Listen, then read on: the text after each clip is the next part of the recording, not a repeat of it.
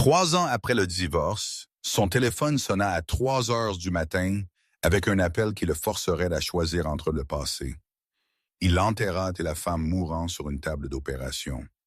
Mais ce qu'il découvrit dans cette chambre d'hôpital n'était pas ce que n'importe qui attendait. 15 mars 2024, 3h17 du matin. C'est le moment exact où la nouvelle vie de David Chin s'est effondrée. Il était divorcé depuis 3 ans, avait déménagé à 800 miles à Boston, recommencé à zéro, construit des murs si hauts il pensait que rien de son passé ne pourrait grimper par-dessus eux. Il n'avait pas parlé à son ex-femme Rachel depuis plus de 2 ans. Leur dernière conversation était par avocat, froide et professionnelle, divisant ce qui restait d'un mariage de 10 ans. Il pensait qu'il n'entendrait plus jamais son nom, mais à 3h17 du matin, son téléphone explosa avec de la lumière dans l'obscurité. Numéro inconnu. Code régional de Pennsylvanie. Chaque instinct hurla, ne répond pas, mais sa main l'atteignit de toute façon. Est David Chin? David Chin, qui était marié à Rachel Martinez, une voix de femme professionnelle mais désespérée, c'est l'infirmière Williams du Centre de traumatologie de l'hôpital St. Mary's. Rachel Martinez a eu un grave accident de voiture il y a 2 heures. Elle est en chirurgie d'urgence en ce moment luttant pour sa vie, et vous pourriez être la seule personne qui peut la sauver. La pièce pencha. Rachel, la femme qu'il avait épousée avec des fleurs sauvages partout, la femme qu'il avait divorcée parce que pour toujours s'était transformée en un cauchemar de disputes en silence. Pourquoi m'appelez-vous? Nous sommes divorcés depuis 3 ans. Elle a perdu un rein dans l'accident. L'autre est en train de défaillir. Elle a besoin d'une transplantation dans 12 heures ou elle mourra. Vous êtes O positif. Vous pourriez correspondre. Vous pourriez être son dernier espoir. J'ai besoin de savoir si vous êtes prêt à venir pour des tests d'urgence parce que chaque minute elle n'a pas. Avant que je ne vous dise ce que David dit ensuite, appuyez sur ce bouton d'abonnement car cette histoire va dans des endroits que vous ne croirez pas. La bouche de David devint sèche. Je vis à Boston. C'est à 6 heures de distance. Il y a un vol à 6 heures du matin si vous êtes prêt à considérer ceci. J'ai besoin de vous dans cet avion. J'ai besoin de votre réponse tout de suite parce qu'elle n'a pas le temps. L'infirmière raccrocha. David s'assit là, tenant son téléphone comme une grenade. 3 ans de thérapie pour se remettre du divorce. 3 ans à se convaincre qu'il avait fait le bon choix. Et maintenant ceci. Un appel lui demandant de littéralement donner un morceau de lui-même. Pour sauver la femme qu'il avait fui. Les souvenirs affluèrent. Rachel dansant dans leur cuisine à minuit. Rachel jetant une assiette pendant leur pire dispute, criant qu'il n'écoutait jamais. Le visage de Rachel quand il dit qu'il voulait un divorce. Dévastation. Mélangé avec du soulagement, parce qu'ils savaient tous deux que c'était fini. Rachel signant des papiers avec des mains tremblantes, le mascara coulant. Chuchotant, je pensais vraiment que nous y arriverions. Ils s'étaient aimés tellement ça faisait mal. Mais l'amour n'était pas suffisant quand elle voulait des enfants. Immédiatement. Et il voulait la stabilité financière d'abord. L'amour n'était pas suffisant quand chaque conversation devenait une dispute sur l'argent ou les plans futurs, ou pourquoi ils travaillaient tellement. L'amour n'était pas suffisant quand ils réalisèrent qu'ils étaient devenus des ennemis, vivant dans le même appartement, se blessant l'un l'autre avec des mots conçus pour couper profondément. Le divorce était son idée. Il avait dit « Je ne peux plus faire ça ». Il avait vu son monde s'effondrer, mais aussi le soulagement dans ses yeux. Ils se séparèrent de tout, meubles, comptes bancaires, cadeaux de mariage. Pas d'enfants pour se disputer. Il déménagea à Boston, changea son numéro, supprima les médias sociaux, bâtit une nouvelle vie avec des gens qui ne savaient pas pour Rachel. Commencé à sortir avec Amanda il y a 6 mois, intelligente. Amanda simple qui ne poussait pas pour des conversations profondes. Et maintenant Rachel mourait et il était son dernier espoir. Laissez un j'aime si vous avez déjà eu quelqu'un de votre passé revenir quand vous vous y attendiez le moins. Parce que ce que David décide ensuite le hantera pour toujours. Il regarda l'horloge. La soifa moins de 2 heures pour décider. Il pouvait dire non. Légalement, moralement, il avait tout le droit. Elle avait de la famille. Sûrement un correspondrait. Ceci n'était plus son problème. Mais s'il n'allait pas et qu'elle mourrait, il passerait le reste de sa vie à se demander s'il aurait pu la sauver, et cela le détruirait pire que le divorce. À 3h52 du matin, David rappela. « Réservez-moi sur ce vol. Je viens. » Il jeta des vêtements dans un sac, laissa une note pour son colocataire, appela son patron à propos d'une urgence familiale. Il n'appela pas Amanda. Comment expliquez-vous à votre petite amie que vous volez à travers le pays pour éventuellement donner un rein à votre ex-femme? Le vol fut une torture. Chaque minute semblait d'une heure. Donner un rein n'était pas comme donner du sang. Chirurgie majeure. Il le couperait ouvert, retirerait un organe, le laisserait avec un seul rein pour la vie. Semaine de récupération. Tout pour une femme qui ne faisait même plus partie de sa vie. L'avion atterrit à 47 heures du matin. David alla directement. À St. Mary's, l'hôpital sentait l'antiseptique et la peur. À la réception, il l'attendait. Une infirmière le conduisit à une chambre privée où le docteur Patel attendait. Coordinateur de transplantation. Début des années 50, comportement calme. Monsieur Chen, je serai direct. L'état de Rachel est critique. Son rein restant est une fonction de 12% et chute. Sans une transplantation dans 10 heures, ses organes s'arrêteront et elle mourra. Que dois-je faire? Test de compatibilité. 4 heures pour les résultats. Si vous correspondez, nous préparons une chirurgie immédiate. Mais vous devez comprendre les risques. Abonnez-vous maintenant parce que ce que le docteur lui dira, ensuite vous fera questionner. Tout sur les deuxièmes chances, le docteur Patel expliqua la procédure. Néphrectomie laparoscopique. Retirer un rein, transplanter en Rachel. Chirurgie de 3 à 4 heures. Récupération de 6 à 8 semaines. Risque infection, saignement, caillots sanguins, dommages aux organes. Réaction à l'anesthésie mort. Vous vivrez avec un rein pour toujours. Modification du mode de vie, surveillance régulière, risque accru si cela échoue. Le fait que vous étiez marié ne crée aucune obligation légale. Si vous avez des doutes, faites les tests, David interrompit. Ils prirent du sang, posèrent d'interminables questions médicales, puis lui dirent d'attendre. À 11h23 du matin, de lourds pas approchèrent. David leva les yeux. Marcus Martinez, le frère aîné de Rachel, 1m90, ancien joueur de football universitaire. Ils n'avaient pas parlé depuis le divorce. David. La voix de Marcus se brisa. Ses yeux étaient injectés de sang. Merci d'être venu. Ils nous ont tous testés. Personne ne correspond. Je suis B positif. Maman est A négatif. Carlos est au négatif. Maria est au positif, mais enceinte de 8 mois. Vous êtes ça. Vous êtes littéralement la dernière option. Comment va-t-elle? Puis-je la voir? Marcus sembla surpris. Elle est sous sédatif, inconsciente. Je sais. Puis-je encore la voir? Commentez ci-dessous ce que vous feriez dans la position de David. Parce que ce qu'il découvre changera tout. Marcus le conduisit à l'USI, s'arrêta à une fenêtre. Elle est là-dedans. David regarda à travers la vitre et eut l'impression que quelqu'un lui avait donné un coup de poing dans la poitrine. Rachel. Tube.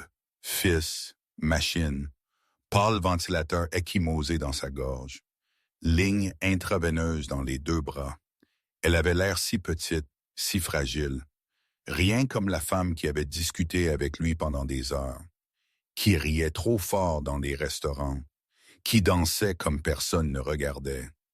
Le conducteur ivre s'éloigna avec un bras cassé, dit Marcus tranquillement. La voiture de Rachel fut totalisée. Mâchoire de vie pour la couper dehors. Elle a codé 2 fois dans l'ambulance. C'est elle que je suis ici. Non. Ne voulez pas lui donner de faux espoirs si vous disiez non. Marcus marqua une pause. Je ne pensais pas que vous viendriez. Après tout, j'ai avancé, David dit. Mais cela ne signifie pas que je veux qu'elle meure. Les résultats revinrent à 14h17. Le docteur Patel le trouva, et son visage disait tout. Vous êtes un match parfait, pas seulement compatible, parfait. Même groupe sanguin, marqueurs tissulaires alignés. C'est comme si vous étiez fait pour être sa donneur. Partagez cette vidéo parce que ce qui se passe ensuite vous laissera sans voix. David sentit la pièce tourner. Match parfait. Après 3 ans séparés, après avoir construit des vies séparées, médicalement, ils étaient parfaits l'un pour l'autre. L'ironie ne lui échappa pas. Si je fais ça, vivra-t-elle? Si réussi, oui. Excellente chance de rétablissement complet. Mais vous vivrez avec un rein en permanence. Si quelque chose lui arrive, vous auriez besoin d'une transplantation vous-même. Et si je ne fais pas, 8 heures avant que son corps ne s'arrête, après ça trop tard. 8 heures, c'est tout ce qui restait à Rachel. Il pensa à la dernière fois qu'il l'avait vue. Il y a 2 ans dans un café, petite conversation gênante pendant 3 minutes. Il s'était senti soulagé que ça ne fasse plus mal. Mais face à sa mort réelle, il réalisa qu'il n'avait jamais cessé de se soucier. Il était juste devenu meilleur à faire semblant. Préparez-moi pour la chirurgie. Ils bougèrent vite. Blouse d'hôpital Care, médicaments pré-chirurgie. Son téléphone bourdonna. Amanda, son patron, son colocataire.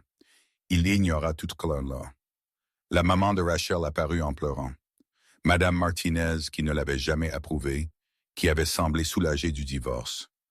David, je ne sais pas quoi dire. Après tout, elle ferait la même chose pour moi, David dit. Je me suis trompé sur vous, elle chuchota.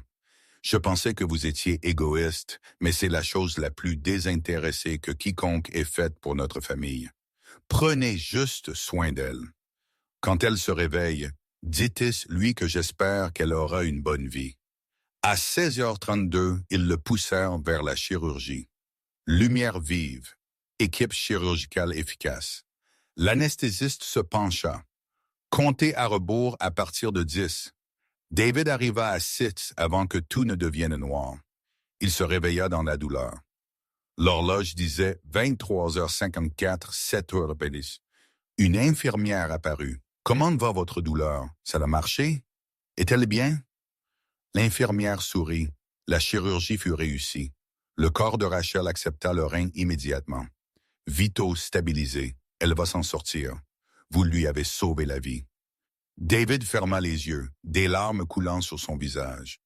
Rachel allait vivre. Quoi qu'il arrive ensuite, elle allait avoir une autre chance. Et il lui avait donné. Aimez cette vidéo maintenant parce que ce qui se passe quand Rachel se réveille vous détruira. Pendant 3 jours, David récupéra. La douleur était gérable. Incision guérissant bien. Marcus visita, apporta du café. Le 3e jour, il passait quelqu'un en fauteuil roulant devant sa chambre. Cheveux foncés, blouse d'hôpital, bougeant lentement. Rachel. Elle était éveillée, marchant, vivante. Leurs yeux se rencontrèrent pendant 2 secondes. Elle eut l'air choquée, ne pouvait pas croire qu'il était là. Il hocha la tête. Elle articula « Merci », puis s'en alla. David fut renvoyé le 5e jour. Il réserva un hôtel, dut rester 2 semaines pour des examens. Amanda avait arrêté d'appeler. Cette relation était probablement finie. Le 8e jour, son téléphone sonna. « David ?» La voix de Rachel, tremblante, émotive, vivante. « Ils m'ont dit ce que vous avez fait. Je ne comprends pas. Après le divorce, après 2 ans de silence, pourquoi? » David regarda par la fenêtre de son hôtel. Parce qu'aimer quelqu'un pendant 10 ans ne s'évapore pas, parce que vous ne pouvez pas vivre ensemble, parce que vous méritiez une chance de continuer à vivre, même si je n'en fais pas partie, parce que c'était la bonne chose à faire. Rachel pleurait. « Je ne sais pas comment vous remercier. Promettez-moi juste que vous vivrez. Vraiment vivre. Soyez heureux. C'est tout le merci dont j'ai besoin. » Ils parlèrent pendant 2 heures. Elle lui raconta l'accident, le conducteur ivre. Feu rouge, 60 miles à l'heure. Elle lui raconta sa vie, institutrice de 4e année, fiancée à un homme nommé Tom depuis 6 mois. Tom avait été là tous les jours. David lui parla de Boston. de son travail de logiciel, de l'appartement Harborview. Ils parlèrent du divorce avec précaution. Nous avons vraiment tout gâché, Rachel dit. Nous nous sommes aimés mal, David répondit. Nous voulions des choses différentes et avons essayé de nous changer mutuellement. Mais cela ne signifie pas que ce n'était pas réel. Pensez-vous jamais à ce qui se serait passé si nous avions essayé plus fort? Tout le temps. Mais je ne pense pas que cela aurait changé quoi que ce soit. Nous étions jeunes et têtus. Peut-être devions-nous nous séparer pour devenir de meilleures personnes. Abonnez-vous parce que ce qui se passe 6 mois plus tard vous soufflera à l'esprit. Rachel était calme. Tom veut reporter le mariage. Il est paniqué. Continue de demander pourquoi mon ex-mari donnerait un rein si nous nous détestions vraiment. M'as-tu haï? Je voulais. Mais non, je ne t'ai jamais haï. Juste le cœur brisé et essayant de survivre. Je ne t'ai jamais haï non plus. J'étais un lâche qui a fui au lieu de se battre pour nous. J'ai passé 3 ans à me demander si j'avais fait la plus grosse erreur de ma vie. Les mots pendaient lourd. David, je ne dis pas ça pour te récupérer. Je le dis parce que c'est vrai et la vie est trop courte pour les mensonges. Tu as failli mourir. Quand j'ai eu cet appel de 3 heures du matin, mon monde s'est arrêté. J'avais passé 3 ans à me convaincre que je t'avais oublié. Mais je connaissais la vérité. Je donnerais n'importe quoi pour te garder en vie, même si tu passerais cette vie avec quelqu'un d'autre. Rachel sanglotait. Pourquoi me dis-tu cela? Parce que tu mérites de savoir. Je t'ai donné mon rein. Mais tu as eu mon cœur pendant 10 ans et je ne le récupérerai jamais. Et c'est d'accord. Ils ne parlèrent pas pendant 3 semaines. David retourna à Boston en avion, retourna au travail. Amanda laissa une note disant qu'elle espérait qu'il trouvait ce qu'il cherchait. Son patron était compréhensif.